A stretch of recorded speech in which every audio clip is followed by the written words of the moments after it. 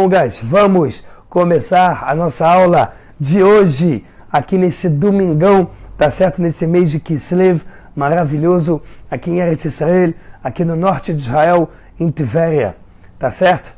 Baruch Hashem, aqui em frente ao Mar da Galileia, para te dar uma aula realmente num lugar muito especial para o povo judeu. Galera, esse assunto que a gente vai falar hoje, se existe vida intraterrestre, extraterrestre, tá aí um assunto não só muito especial, como muito polêmico. Por que ele é tão polêmico? Porque além de místico, existem muitas fés, muita fé do ser humano que precisa ser colocada em alguma coisa. Então, a partir do momento que o ser humano, por qualquer motivo que seja, não quer entender a criação de Hashem, ou seja, um Deus único, né? Uma força onipresente, onipotente, onisciente, une tudo. Então a gente começa a partir para várias possibilidades que entram na nossa mente. Desde possibilidades verdadeiras e lógicas, até as possibilidades um pouco exageradas. Então, uma coisa é a questão se existe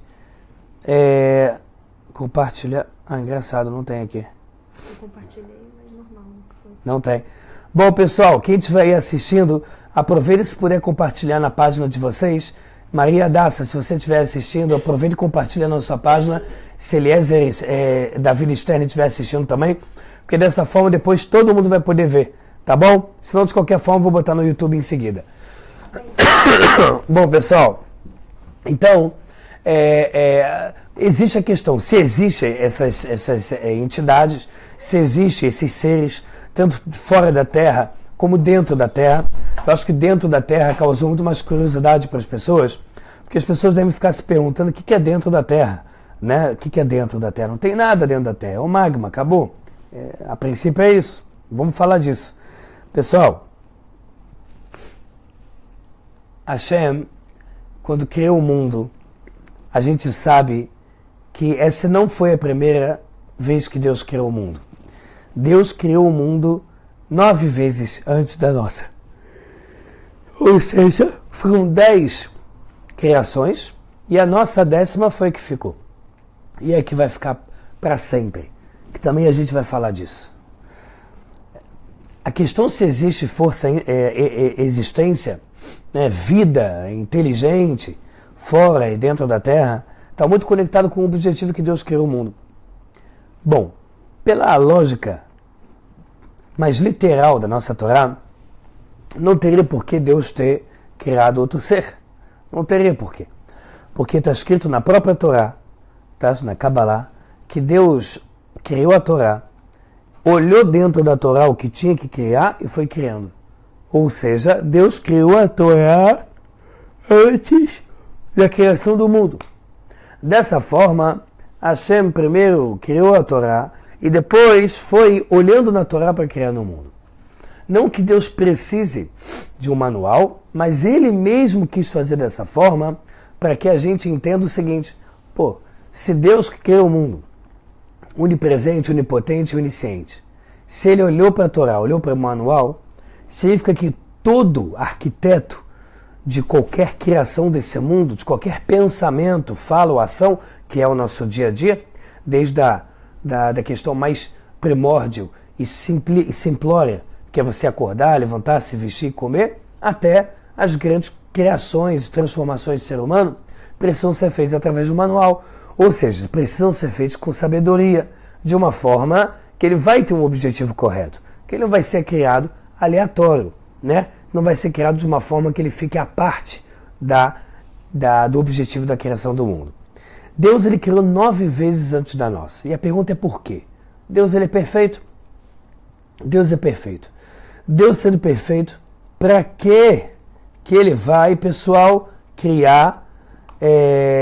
Deus sendo perfeito, quem sabe que é, para que Deus vai criar o mundo 10 vezes? Né? Criar uma vez só e acabou. É ou não é? Não faz sentido nenhum Deus precisar criar o mundo Mas, bom, pessoal, o mouse aqui do teclado eu consegui fazer funcionar. Então vou ver aqui um pouquinho o que está rolando com vocês, tá bom?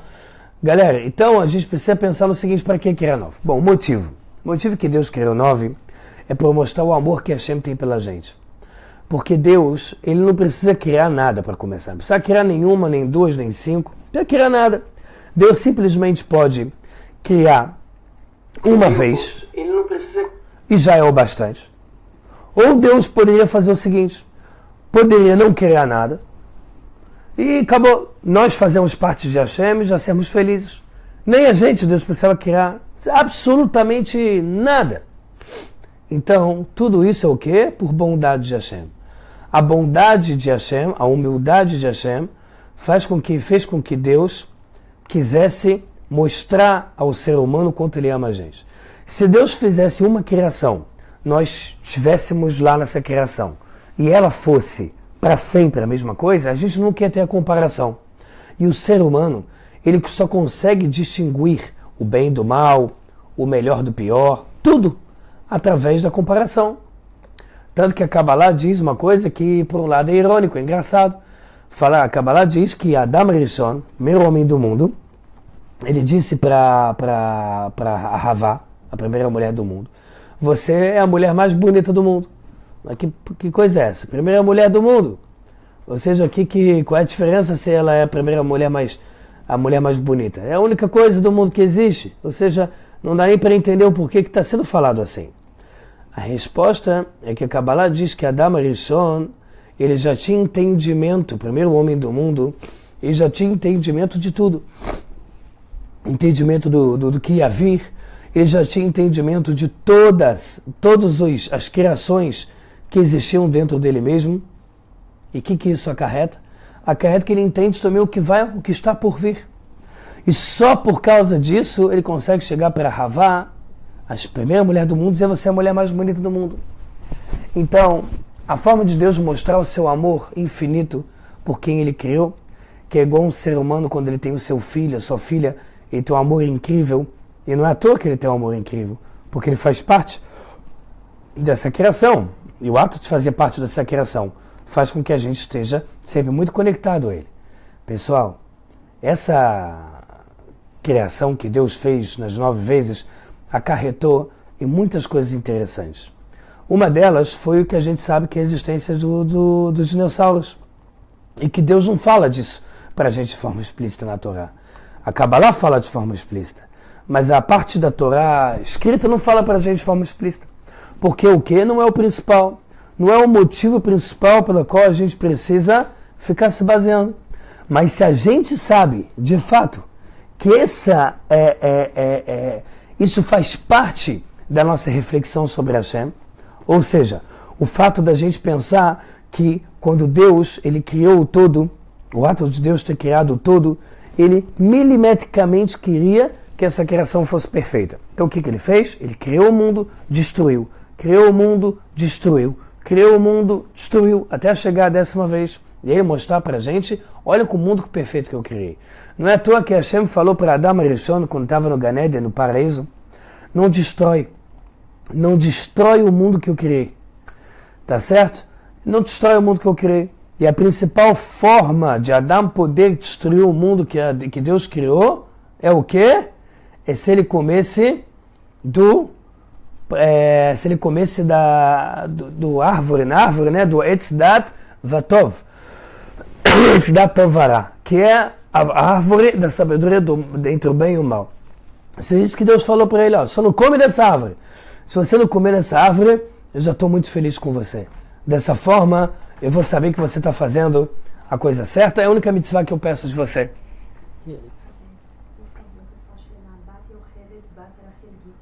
Bat Yochevet, Bat Rahel Gittel.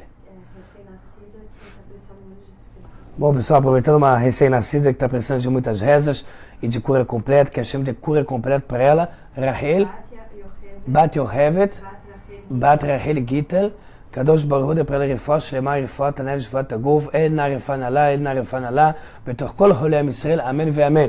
Que essa aula também seja para a cura dela, Bezat Hashem. Pessoal, então, ok, Deus fez essas 9 vezes mostrou todo o amor dele pela gente em todos os sentidos e criou o 10º mundo, que é onde a gente está. É por isso que a letra Beit, se a gente olhar a letra Beit aqui, vou mostrar para vocês. Pessoal, com a minha letra que não é a mais bonita do mundo, na verdade não é nada bonita mesmo. Pera aí. Bom, pessoal, bem simplesinho aqui o Beit, se vocês derem uma olhadinha, o Beit está ligado à palavra Bereshit, que é o início do mundo. Então, você vê que o Beit está totalmente aberto para esse lado, que é para frente. Significa que você pode saber tudo que está para frente. O que está para baixo não é ideal saber, ou seja, tentar ver como é que é o mundo físico abaixo, nem como é abaixo do mundo, nem como é acima. Atrás também não, mas existe uma perninha da letra Beit para trás. Para dizer o quê? Para dizer que existe criação para trás, existem coisas que aconteceram no passado, inclusive antes da criação desse mundo que a gente se encontra, e tudo isso Hashem fala para a gente que não é o principal motivo que a gente tem que ficar correndo atrás. Pessoal, 1950 a 1960, quando saíram os primeiros foguetes, na verdade foguetes, né, já dirigidos por homem, não só por máquinas que iam e se der errado explodiu, pronto. Ou seja, com seres humanos, né, dentro, com astronautas dentro. 1950 e 60 começaram as primeiras aeronaves, naves espaciais para a Lua. Quando isso aconteceu, as pessoas começaram a pensar, uau, o que vai ser encontrado no espaço? Já que as primeiras naves estavam indo para a Lua. E aí tinha um doutor e astrônomo chamado Dr. Drake, que é D-R-A-K-E, Drake, e ele inclusive criou uma equação chamada equação Drake, que é um estudo sobre lógica e probabilidade de quanto tem chance de existir, tá certo, a extraterrestre, ET. E ele falou que essa possibilidade é tão grande, considerando o calor, considerando todos os tipos de proximidade, gravidade, água, carbono, hidrogênio. E aí ele chegou numa conta de mais ou menos 10 mil civilizações que deveriam, por lógica, existir somente na nossa Via Láctea, tá certo? Somente na nossa galáxia. E já naquela época se sabia que existia mais de 1 milhão de galáxias. Hoje em dia você encontra aí, tá certo? Mais de 1,6 milhões ou 1 milhão e 600 mil somente em algumas fotos retiradas para uma direção. Então você consegue entender que hoje em dia existem milhões de galáxias, que nós somos nenhuma formiga na existência, nós não somos nada, nós somos uma poeira do universo. E nem isso, poeira já é muito grande, a gente é menos que poeira, a gente é um micróbio, e nem um micróbio. Então a gente começa a pensar por lógica, um mundo tão grande, uma galáxia tão vasta, tantas galáxias, possibilidades hoje em dia de tentar viajar entre as galáxias, por mais que ainda não é na prática, não é existente, mas essa curiosidade tão forte com estudo de física quântica, que é o famoso buraco de minhoca, que é um túnel de minhoca que você consegue conectar entre dois lugares muito longe em um instante, que seria o teletransporte, também falado muito na nossa Kabbalah. O Arizal, o grande rabino que viveu o seu último ano em Tzfat, no norte de Israel, ele fazia isso. Ele fez algumas vezes teletransporte, que é o nível espiritual de você conseguir dominar o tempo e o espaço, e obviamente com permissão de Hashem você conseguir fazer coisas impressionantes. Em 1950 e 60, essas naves espaciais foram até a Lua, com a grande vontade de encontrar seres inteligentes, seres avançados, civilizações, plantas, se você achar já impressionante, né? E aí, na época, tinha um Rav Mordechai Sharabi, em 1950, 60, estava vivo, e foi um dos maiores cabalistas e um grande rabino da Yeshiva Beitel, que é a Yeshiva de cabalistas, que foi na cidade velha de Jerusalém, perto do Kotel. Perguntaram para ele qual a sua opinião. Quem perguntou isso na época foi o Dr. Vidal, que era um astrônomo, que estava estudando as possibilidades, ele estava com muita empolgação. Ele é um astrônomo, Ele não estava participando do projeto dos Estados Unidos, nem da NASA, e na época que a Rússia também queria mandar, ele não estava participando diretamente de nenhum projeto, mas ele estava estudando sobre o assunto. E quando ele foi perguntar a um rabino, queria ouvir a opinião de um rabino, o rabino chegou e falou para ele, olha, possibilidade tem, mas eu acho muito difícil. O Dr. Vidal perguntou para ele por quê. Ele falou, porque a nossa Torá diz que no nosso mundo tem plantas, tem seres humanos, tem animais, e quando a Torá diz que no nosso mundo tem isso, a gente entende que a Torá está especificando que é no nosso mundo que tem isso e não em outro mundo. Tá certo? Ou seja, não deve existir isso em outro lugar. Por outro lado, o Ramodehai Sharabi continua e diz o seguinte, a gente sabe que seres humanos não existem, mas pode existir outros tipos de seres, tá certo? E que a grande dúvida que a gente vai entrar daqui a pouco é se de fato existem seres, como é que eles são, se eles têm livre-arbítrio e por aí vai, tá certo? Pessoal, eles enviaram, a princípio não encontraram nada. A gente viu que depois a CIA e principalmente as forças, né, grandes de inteligência do mundo inteiro sempre avistaram coisas estranhas com todo o seu maquinário, com o exército, que até hoje ficou sem explicação clara, né? Você tem o caso de Roswell nos Estados Unidos e que devido a isso se acredita que abriram a Área 51 nos Estados Unidos, que até hoje também é muito polemizada, se é verdade ou não. Você tem ex-agentes da CIA, não é muito difícil encontrar isso em grandes revistas, no YouTube também também não é difícil de achar. Não qualquer pessoa dizendo que acredita em ET, porque isso aí a gente vai encontrar na rua. Ela vai estar bebendo cachaça, vai dizer também que conversou com um. Mas eu quero dizer agora de forma um pouco mais estudada, você tem depois eu posso procurar, eu não tenho esse arquivo, posso procurar e passar para quem quiser, sobre um ex-agente da CIA.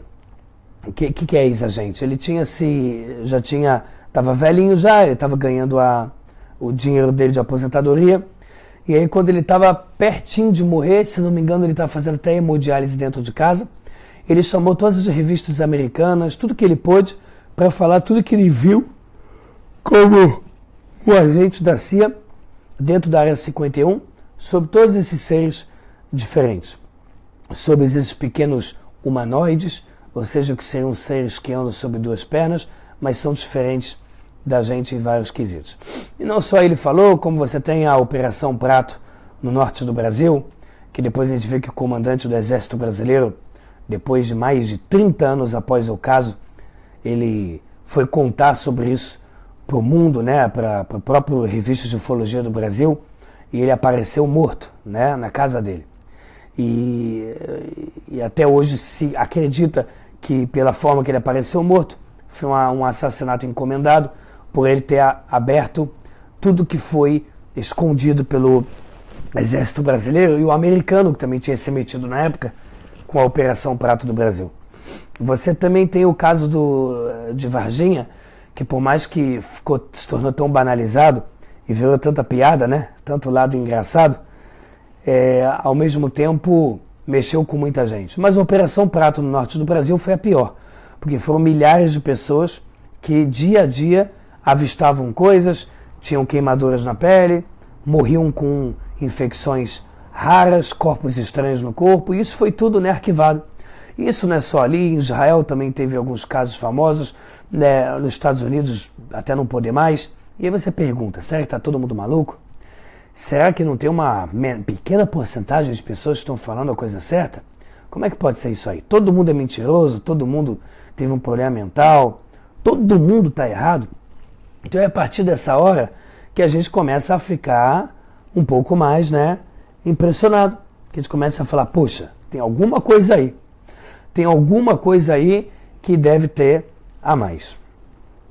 Pessoal, a ideia dessa aula não é agora fazer grandes revelações e garantir, tá? Vamos confirmar. Uma coisa eu posso dizer para vocês antes de qualquer grande afirmação. Antes de qualquer grande afirmação, posso dizer a vocês que é óbvio, mas é óbvio que existem seres, tá certo? A não ser os seres humanos.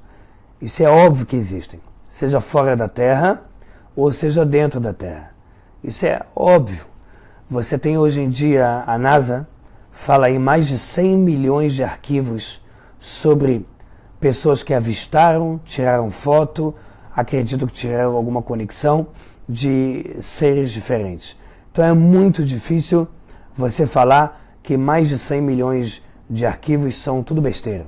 A Operação Prato, para quem quiser depois olhar, tem o Discovery Channel, o History Channel, fizeram programas americanos que fizeram no Brasil.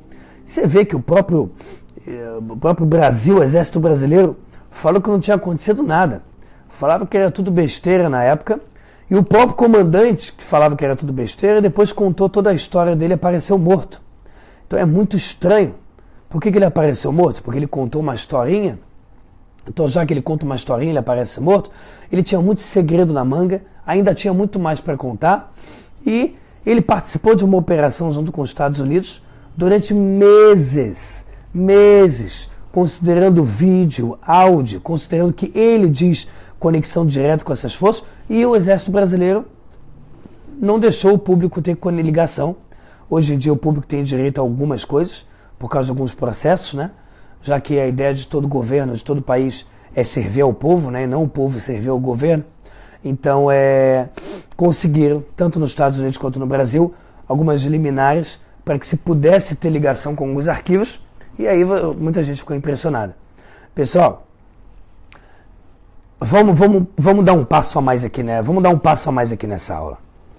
Vamos dar um passo aqui a mais nessa aula.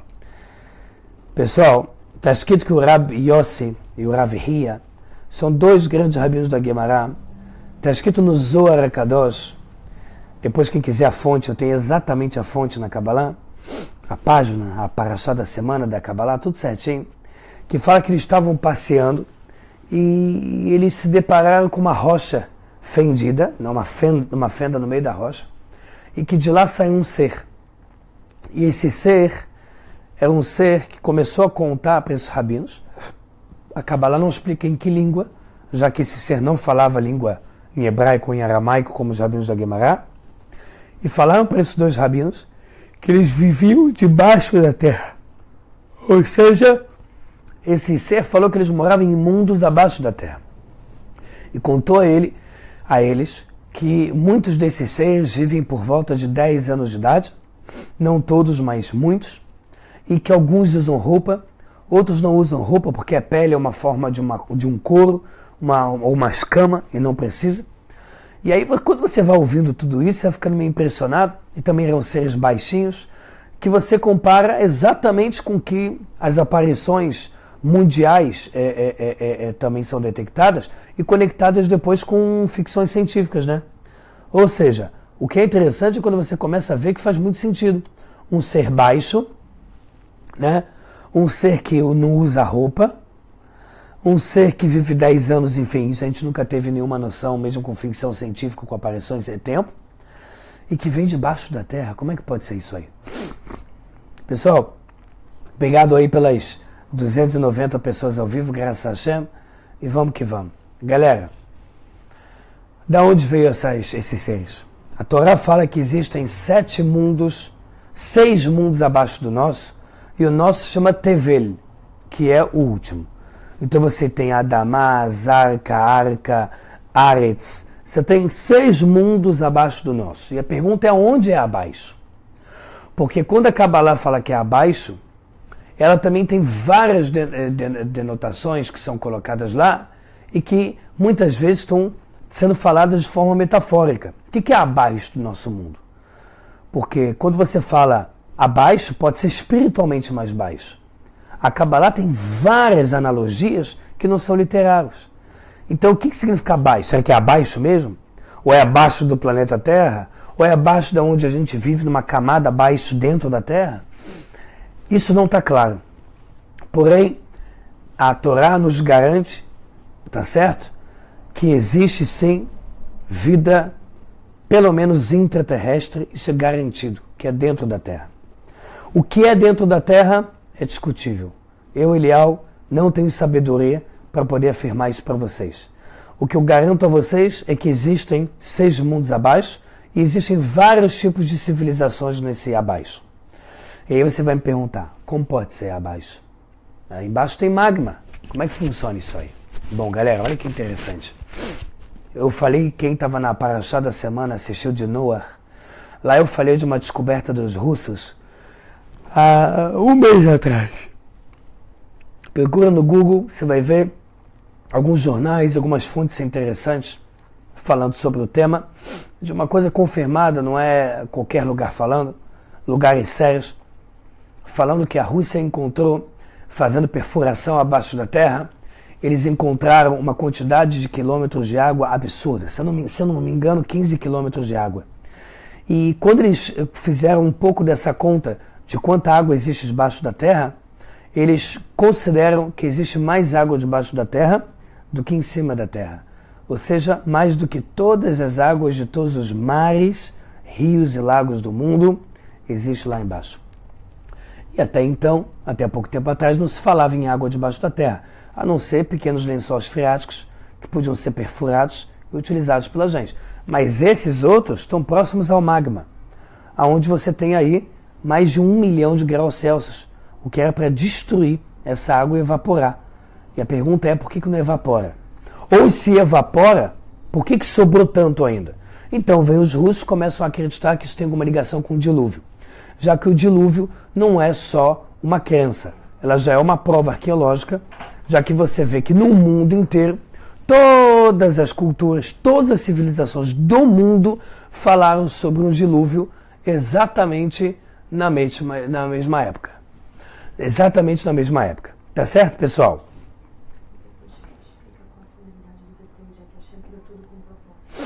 Claro, claro. Muito bom, obrigado. Baruch Hashem. Bom que minha esposa está me atualizando aqui algumas perguntas. Bom, pessoal, então, ok, existem essas forças. Quando que a Torá fala delas? E qual que é o propósito da existência delas? Berta me trouxe uma pergunta aí de vocês. Por que, já que a Hashem faz tudo com propósito, qual que é o intuito?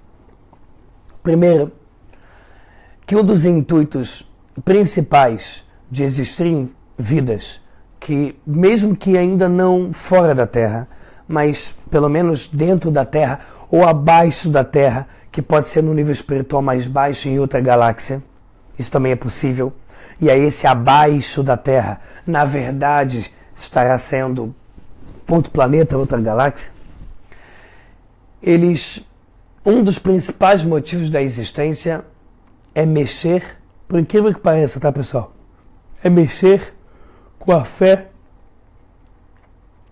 na Torá. Por quê? Porque a própria Torá diz, na própria Kabbalah no Zohar, que um dos motivos de existir fósseis de dinossauro é para a gente ficar, uau, então peraí, então será que existiu alguma coisa antes do mundo? Então será que Deus não está contando uma coisa para a gente e porque é segredo e na verdade existe uma outra realidade e na verdade, e aí a gente começa a viajar. A gente pode encontrar 1 bilhão de seres no nosso próprio mundo. E a gente vai continuar entendendo que o mundo tem um propósito. Já existem mais de 100 mil espécies de peixe catalogados. E a gente acredita que a gente não conhece ainda nem 1/3, de acordo com os maiores cientistas de hoje, que a gente não conhece nem 1/3 dos oceanos e dos peixes que existem. A magnitude da diversidade de animais e de seres, ela vem principalmente para mostrar o quanto Deus é poderoso, o quanto Deus ele cria tudo, o quanto Deus ele é o Pai de tudo. Por outro lado, Deus ele cria tudo para servir ao mundo que a gente vive, ao mundo do ser humano. Pessoal, o ser humano ele é o centro da criação. Deus fala isso na Parashá Bereshit, em todos os Parashiot. O ser humano é o centro da criação. A pergunta aqui é, então para que existe ET ou IT, que é intraterrestre? Para quê? Outro motivo que a gente pode dar, primeiro mostrar a grandeza de Hashem nas suas diversidades, assim como em peixes, em árvores, em plantas, em frutas que são venenosas, a gente não pode comer, assim também em outros seres. Segundo motivo justamente para gerar essa busca dentro da gente de, poxa, então será que não é bem assim?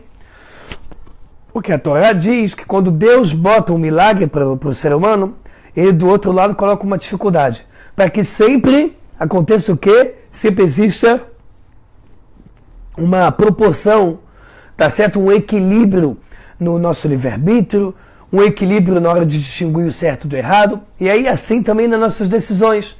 Então, para que exista um equilíbrio, Deus sempre coloca um milagre e ao mesmo tempo alguma coisa que fique oculta, que a gente fala, caramba, peraí. E assim foi com todas as coisas do mundo. A primeira terra não era redonda, e a Kabbalah sempre diz que é redonda. Imagina como é que os judeus da época vão viver. Caramba, uma ciência sabe muito. E eles falam que a terra era quadrada, losango, formato de, não sei, de unicórnio, não sei o quê. E a Torá fala que é redonda. Na época a gente também devia ficar meio mexido. Um dos motivos que existe coisas que a gente não sabe a explicação inicial é para que isso mexa com a nossa fé, para que a gente possa dessa forma trabalhar nossa emuná e nunca com fé cega, muito pelo contrário, tentando cada vez mais entender o que são essas criações. Pessoal, existem outros seres também que muitas vezes iludem o ser humano e ele acha que vê um ET. Tá certo?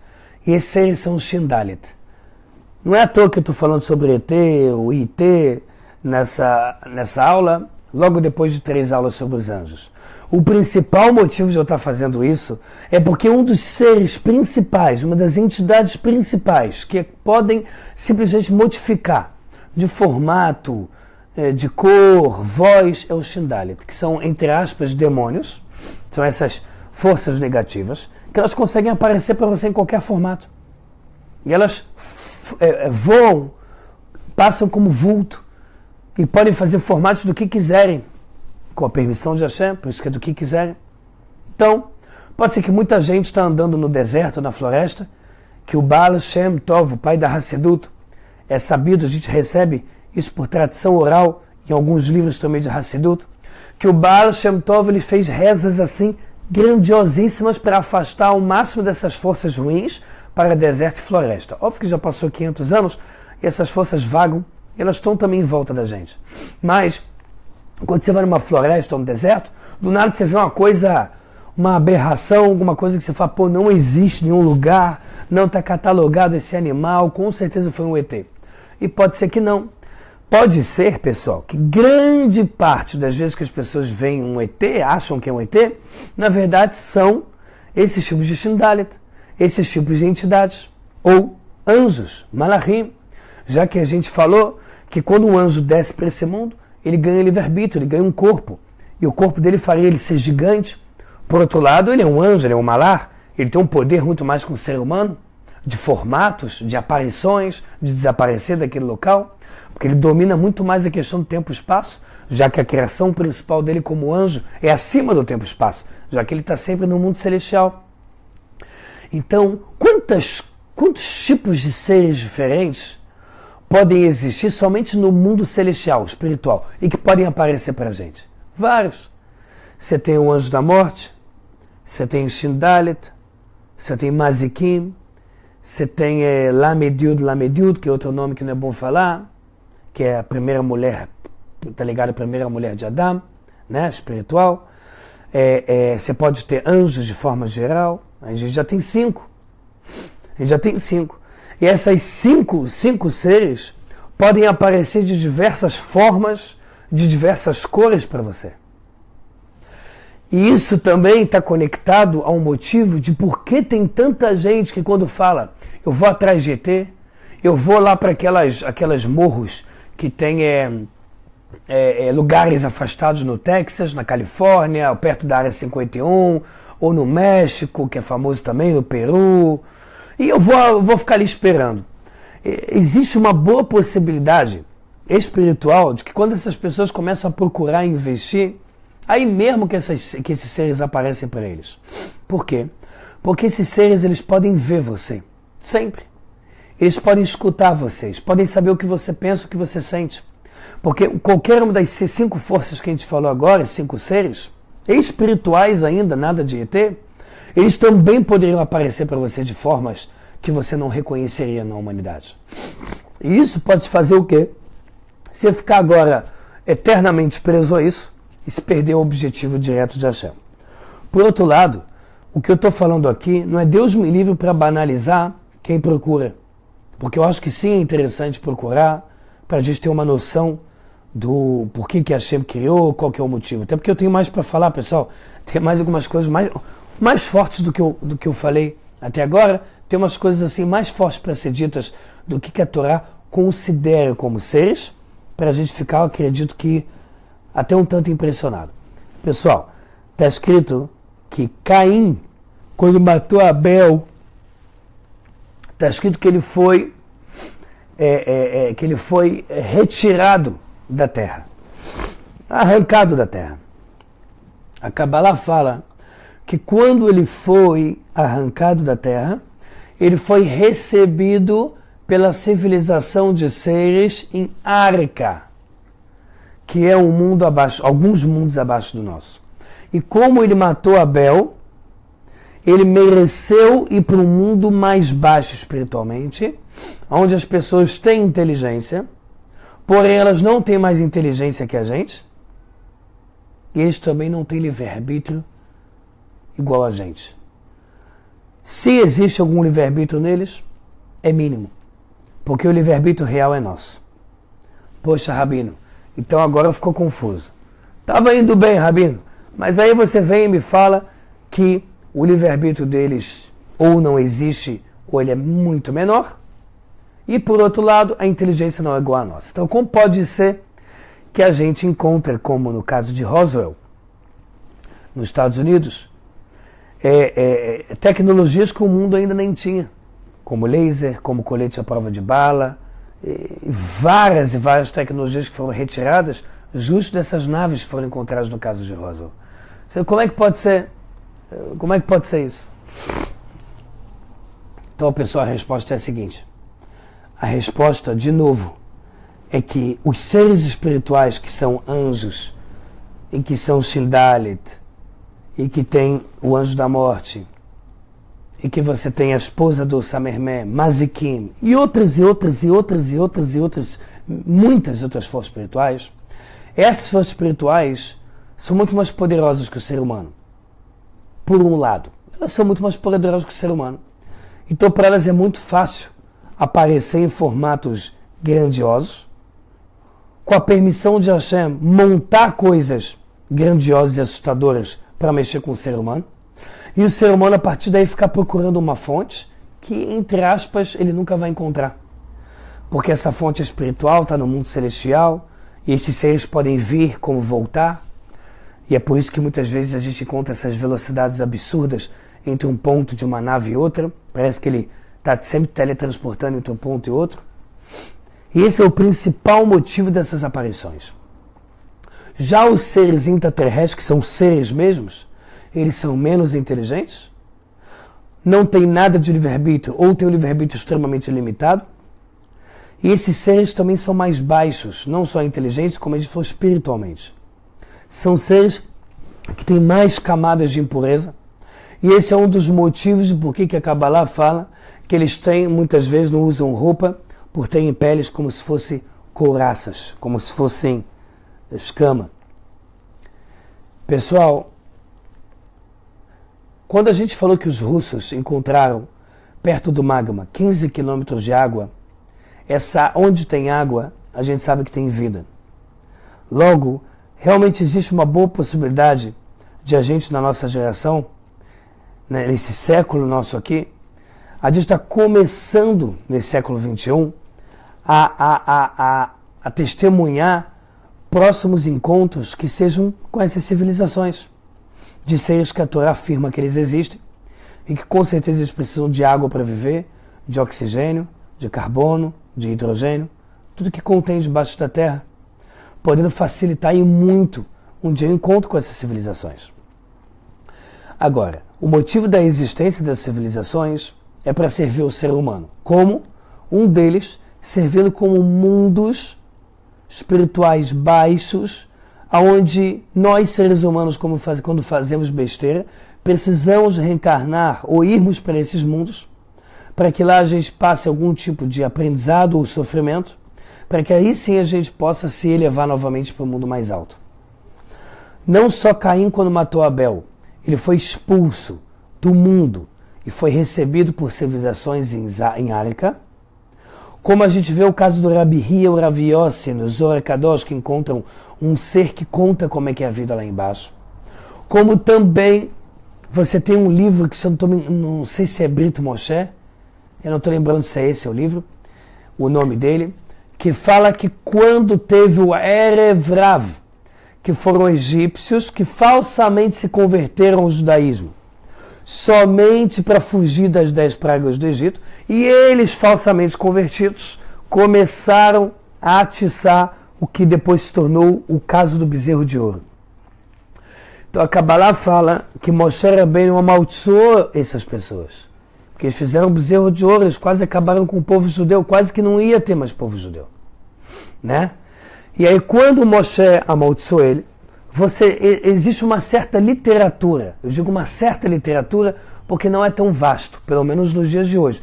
Pode ser que já existia muito livro antigo que foi destruído pela história, pela destruição dos impérios da Babilônia e Roma, Inquisição. Pode ser que tinha muita coisa que hoje em dia a gente não tem na mão. Quer dizer, isso é garantido, mas pode ser que tinha muita coisa sobre esse tema. Quando Moshe Rabbeinu ele amaldiçoou essas pessoas, existem textos na Kabbalah que falam que um dos lugares para onde eles foram esses mundos abaixo. Arca, Zarca, Aretz, Adamá e por aí vai. Ou seja, mundos abaixo, onde eles estariam lá amaldiçoados e teriam que passar por um tempo nesses mundos, até ir se elevando, como se fosse uma escola espiritual onde ele vai aprendendo, e aí ele volta a se elevar para o mundo espiritual acima do nosso. Por que isso é interessante? Porque aí a gente começa até a entender que existe uma possibilidade desses mundos abaixo do nosso. É por isso que eu não estou afirmando, estou falando que é uma possibilidade desses mundos abaixo do nosso estarem conectados com o que a gente chama de Gehinom, que é um mundo espiritual onde as pessoas sofrem. Não existe diabinho botando fogo no bumbum de ninguém, mas existe um mundo onde a pessoa precisa de um sofrimento, principalmente dentro da consciência espiritual, porque, na verdade, toda consciência é espiritual. Mas a consciência fora do corpo, ela é completa. Ele já tem a noção do todo. E aí o grande sofrimento de uma alma, quando ela faz coisa errada, e ela vai para mundos baixos espirituais sofrer, é a própria consciência do que ele fez de errado. É ficar, uau, como eu pude fazer isso? Entende? É igual uma pessoa quando ele está bebe bebida alcoólica, faz uma besteira. Não sei, faz uma coisa absurda. Empurra uma pessoa que ele ama, cai no chão, Deus me livre, atropelado, Deus me livre. Aí ele sai a bebida dele, ele fica, como é que eu fiz isso? Então isso é mais ou menos uma analogia, só que numa discrepância muito maior, entre uma pessoa nesse mundo, com a sua consciência, e quando ele vai para o mundo espiritual, que a consciência dele vai ser muito maior. E ele, dessa forma, vai ter uma noção de tudo que ele fez. Em outras palavras, quem já saiu desse mundo, com certeza consegue entender tudo que a gente está falando nessa aula aqui de 1 hora, consegue entender 1000 vezes mais, porque eles estão vendo isso. Estão vendo esses seres aparecendo e desaparecendo. Inclusive, um dos seres aqui que podem aparecer para as pessoas e te enganar e você achar que é uma dessas civilizações debaixo do mundo ou de fora do mundo, porque, como a gente disse, a própria Kabbalah, quando fala debaixo do mundo, pode ser também metafórico, pode ser outra galáxia. Não é proibido que seja essa explicação.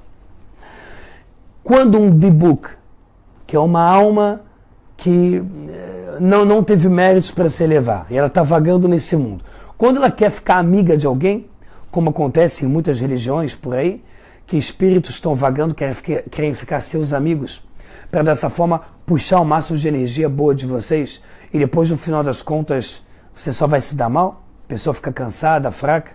Quanta gente vai em centros, 1 milhão de tipos de centros conectados a religiões, se conectam com espíritos, acham que estão se dando muito bem, e no final das contas, quando você vai perguntar como é que está a vida deles, está horrível. Ele não consegue resolver isso, não consegue resolver aquilo, ou não está casado, não consegue ter uma boa situação mínima financeira. E aí você vê que esses próprios espíritos que estão te prometendo o céu e a terra, ou estão te garantindo coisas boas, muitas vezes não conseguem fazer nada por você. Isso que é o mais impressionante. Então, a primeira coisa que a gente tem que saber é que a gente não tem que buscar essas coisas indo direto na fonte. Por que eu falo entre aspas? Porque não é fonte nenhuma. A maior parte são armadilhas espirituais para a gente se dar mal. Seja uma pessoa que vai em centro espírita, seja uma pessoa que vai em igreja, seja uma pessoa que fica ainda em centro de umbanda, candomblé. E a ideia aqui, como eu sempre falo, não é desrespeitar nenhuma religião. Deus me livre. Nunca a gente tem que agir com intolerância. Aqui é só analisar racionalmente e falar, pessoal, que isso faz um mal danado. Que é muito comum Elial, acompanhar dezenas de casos ao longo desses últimos anos, de pessoas que querem se afastar desses centros, seja de umbanda, candomblé, espírita, e aí quando vão se afastar começam a acontecer coisas ruins. Esses seres ou essas entidades começam a aparecer em sonhos e ameaçar, e elas eram tão boazinhas e do nada agora estão te ameaçando. Por isso que para a gente tentar entender qualquer tipo de conceito, é importante a gente procurar lá na Torá, estudar mais a fundo. Tudo que a gente está falando aqui nessa aula são coisas que podem ser faladas em aula pública. Quase toda aula que eu vou falar sobre algum fenômeno, mas assim é oculto, eu gosto de falar para vocês que tem certas coisas que são faladas em aulas públicas. Tem certas coisas que não dá para falar numa aula pública como essa. Tem certas coisas que são um pouco mais pesadas e um pouco mais difíceis de compreender. E, na verdade, mais difíceis de explicar. Porque difícil mais seria para mim explicar certas coisas. Tenho certeza que todo mundo entenderia. Mas para mim seria difícil conseguir chegar num ponto de conseguir discursar isso de uma forma correta e de uma forma também assim segura de não passar o entendimento errado numa aula tão pública como essa aí, que já estamos aí 305 pessoas ao vivo, Facebook e YouTube, Baruch Hashem.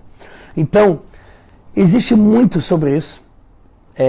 O Rav Eliyahu Pinhas, que é um grande rabino cabalista, escreve sobre esse tema.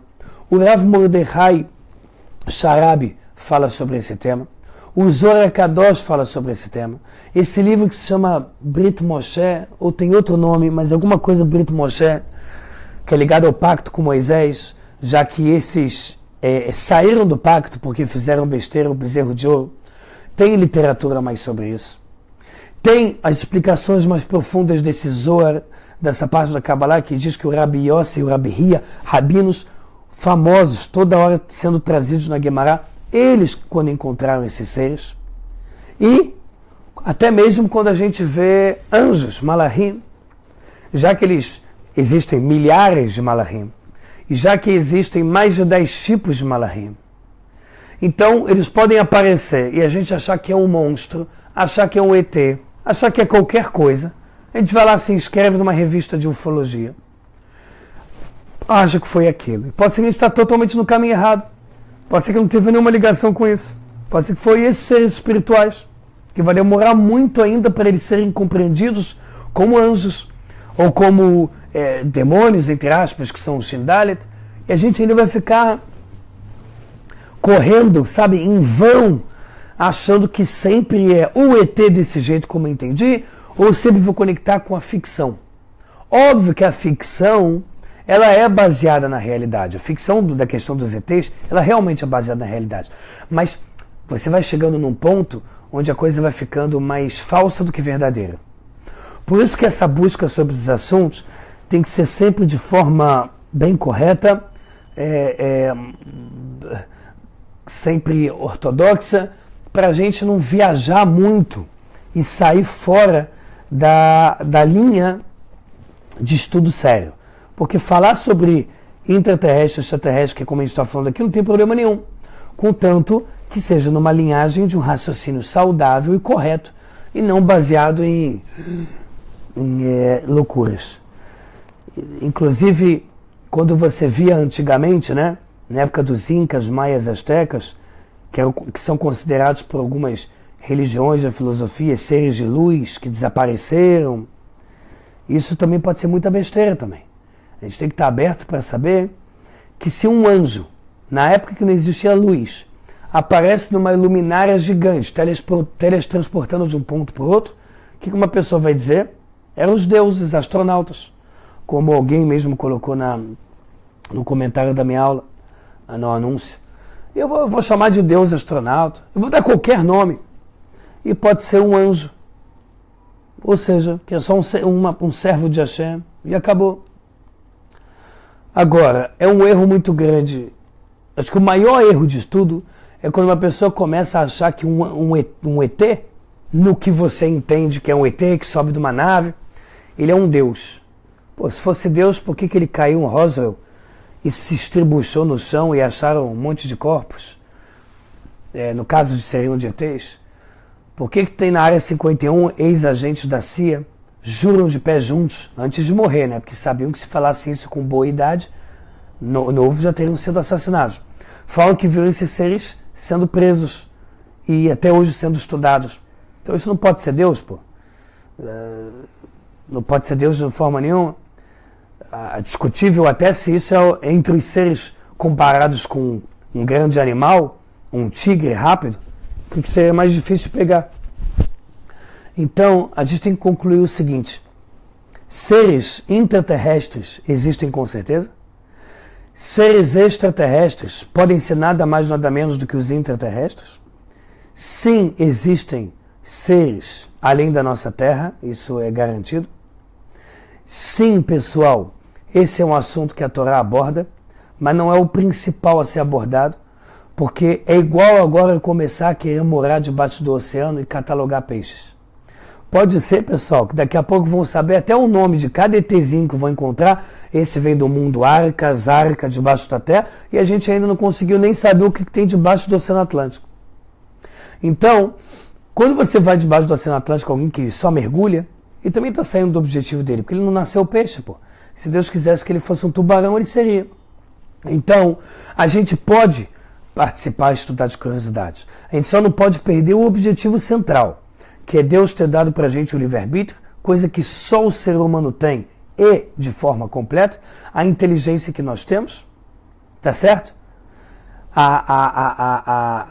Todos as mitzvot que nós temos são as 613 mandamentos, que são realmente presentes de Hashem, e através disso, e somente disso, a gente conseguir se elevar espiritualmente.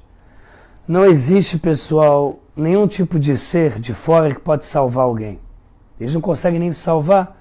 Às vezes, quando você vê esses tipos de catástrofes com essas naves, eles não conseguem também se salvar. Ou seja, a forma que o mundo vê ET é muito discutível, é pouco provável que a Torá veja desse mesmo jeito. Tá certo? É pouco provável que a Torá veja desse mesmo. Inclusive, quando naves espaciais saíram para a Lua, e teve o famoso rádio americano que falou que os astronautas, quando estavam saindo de órbita, começaram a ver várias coisas de luz envolvendo as naves e olhando para eles. E até cortaram essa rádio americana que estava sendo pública para todos os americanos escutarem. Quando próprios militares viram que tem alguma coisa envolvendo a nossa nave muito estranha, estavam até pensando se podiam deter elas ou atirar nelas alguma coisa, cortaram a rádio americana. Então você vê assim, existe, mas logo concluir que é um ET da forma que se entende como ET é realmente o grande erro, pessoal. Aí realmente é o grande erro. Então, a gente pode estudar e se aprofundar nesses assuntos, mas de uma forma com muita cautela. Com muita cautela. Vocês podem olhar aí pelo YouTube tanto a Operação Prato no Brasil, o caso de Roswell, o caso de Varginha, que por mais que foi muito ironizado e banalizado, foi um caso também interessante, porque são centenas de pessoas vendo a mesma coisa, né? Então é interessante ir atrás disso. Qualquer pessoa que não queira acreditar em nada disso, ele sempre vai criar qualquer tipo de teoria, né? A teoria daquela histeria múltipla, que é uma pessoa diz que viu, então outra pessoa também vai achar que viu. Mas a gente vê que em uma Operação Prato, por exemplo, são milhares de pessoas, inclusive entre elas ateus E pessoas que não estão nem aí para nada, isso é uma besteira, tá tomando a sua cervejinha e do nada viu alguma coisa estranha. Saiba que o principal motivo dessas aparições é para confundir o ser humano e assim tirar a gente do principal objetivo. Porque estando no principal objetivo, a gente não precisa se preocupar com nada disso, porque a gente já está conectado com a fonte. E a fonte, pessoal, é Yud, Rei, depois Vav, depois Rei, que é o tetragrama, que é Hashem, onipresente, onisciente, une tudo. E dessa forma, sim, e somente dessa forma a gente consegue atingir e galgar, né, conquistas espirituais tão grandiosas. Inclusive, quando você vê pessoas tendo morte clínica, você já vê por aí que ninguém de cara quer te mostrar, olha aqui um intraterrestre, olha aqui um ET. Não, onde a pessoa vê a vida dela passando, ela se sente confortada pelos entes queridos, ou seja, está conectado ao objetivo, ao motivo principal dele estar nesse mundo. Né? O motivo principal dele estar nesse mundo. Galera, queria falar para vocês que, se Deus quiser, a próxima aula, eu ainda estou escolhendo o tema. Estou entre alguns temas aí para dar a próxima aula, se Deus quiser, quarta-feira. Quarta-feira, a próxima aula já vai ser em casa normal, em Jerusalém. Então vai estar melhor estruturada. Aqui também no quarto, por mais que eu aumentei o brilho, o quarto está com a luz muito baixa. Então desculpa que eu dei umas bocejadas, mas o quarto está com aquele clima assim de quase dormindo. E eu aumentei muito o brilho das câmeras, então talvez não tenha passado essa sensação para vocês de escuridão aqui do quarto, tá certo? Mas eu espero que vocês tenham gostado dessa aula. Se Deus quiser, na quarta-feira a gente vai dar uma aula bem legal. Eu estou entre alguns temas que eu gostaria de passar para vocês. A Parashá Vaishlar, que eu botei na sexta-feira de manhã no YouTube, quem não assistiu, vai lá e assiste. Aproveite para ir lá assistir todos os temas que você não assistiu no canal do YouTube, que são vários temas mesmo que tem. Já são mais de 140 vídeos e tem tanto tema que não dá aqui para verbalizar. Tanto assunto diferente que tem, pessoal. Tanto assunto que tem. Aproveite, pessoal, antes de terminar essa aula, eu convido você a patrocinar esse projeto de aulas de Torá. Esse projeto que, graças a Deus e graças a todos vocês que estão assistindo e graças às pessoas que estão patrocinando, esse projeto está cada vez aumentando mais e está crescendo e está fazendo com que não só ele não termine, como também ele ganhe braços firmes vagarosamente para que ele cresça. O que significa crescer? É cada vez mais eu dar aula, cada vez mais eu conseguir tempos no meu dia para preparar a aula, para dar a aula e depois da aula ficar com muita alegria no coração, mais umas 2 horas, entre tentando responder, porque em média a média está sendo 100 perguntas por semana que eu tenho recebido, entre o YouTube, e-mail e aqui. Não consigo dar conta de tudo. Quero muito participar cada vez mais desse projeto, quero cada vez mais me doar para isso, mais tipos de aula. Em breve eu quero dar uma aula, que na verdade eu vou criar uma pasta no YouTube, de aulas ensinando a rezar, ensinando como faz para rezar, depois ensinando, junto com a pronúncia correta, né? Ensinando depois a ler na Torá, como é o canto da Torá.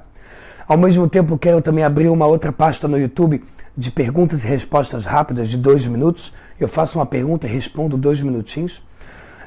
Pessoal, tem muito projeto pela frente para crescer nesse canal aqui do Facebook, do YouTube, para a gente nunca ficar parado. Estar parado é estar voltando para trás. A gente, para estar pelo menos andando um pouquinho, a gente tem que estar correndo. Porque se a gente estiver correndo, pelo menos a gente garante sempre um crescimento cada vez mais.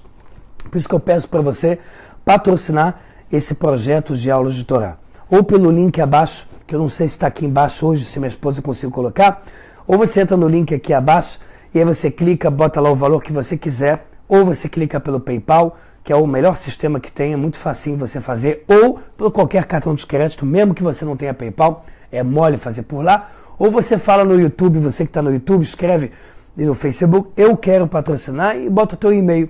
Botando o teu e-mail, eu entro em contato com você, tá certo? Espaço detalhes da conta do Bradesco do Brasil. tá? Não perde essa oportunidade de patrocinar esse projeto de Aulas de Torá, sabendo que sempre parte desse dinheiro irá para o projeto Neshama, para a gente poder estar ajudando muitos judeus, muita gente a estar fazendo mitzvot, a estar completando mensalidade na Yeshiva e só fazendo coisas boas, tá bom?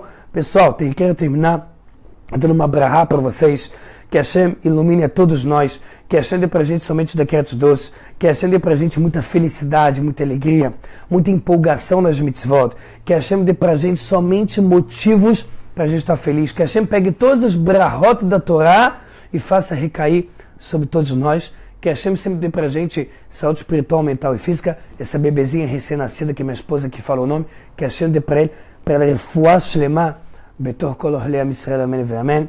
E que a próxima aula, se Deus quiser, pessoal, que eu já fico com saudade na quarta-feira.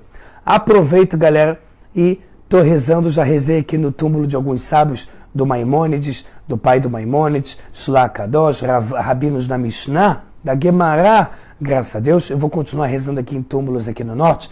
E estou rezando bastante, pessoal, por todas as pessoas que estão aqui assistindo a nossa aula e estão aí juntos comigo em todos os sentidos. Tá bom, pessoal? E vou continuar rezando, tá bom? Bastante por todo mundo aí que é telespectador das minhas aulas, tanto no canal do YouTube quanto do Facebook, para que a Hashem realmente dê muita bênção, muita brahá em todos os sentidos, para todas as pessoas que assistem, para todas as pessoas que chegam junto comigo e me fortalecem também no patrocínio do Projeto Aulas de Torá, enfim, de todas as formas como cada um pode e fortalece. Galera, tudo de bom, pessoal. Kol Tuv Leitraot e até a próxima.